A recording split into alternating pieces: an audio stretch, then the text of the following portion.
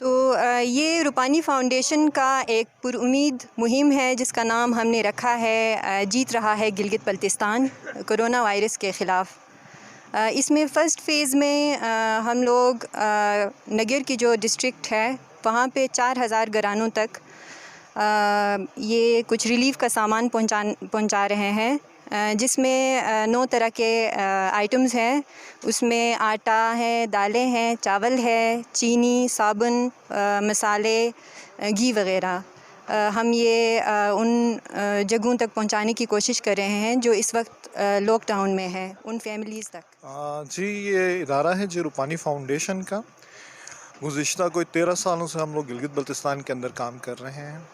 یہ جو current corona کا کرائسس آیا ہے، جو تمام ملک اس مسئلے سے دوچار ہوا ہے، تو ہم گورنمنٹ آف پاکستان اور پھر particularly government of Gilgit Baltistan کے ساتھ کھڑے ہیں، ان کے جو ایفرٹس ہیں۔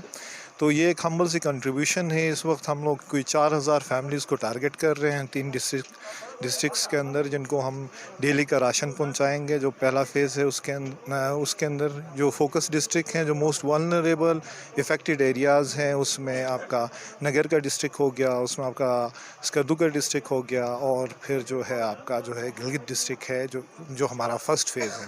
پھر سیکنڈلی ہم لوگ اس وقت جو ہیلتھ ڈپارٹمنٹ کے ساتھ بھی ریگولرلی کوآرڈینیشن میں ہیں کہ پی پی ایز کے حوالے سے اور پھر دوسرے جو ضروریات ہیں جو فرنٹ لائن ورکرز کی ہیں، جو والنٹیئرز کی ہیں، تو ان کو پورا کر سکیں۔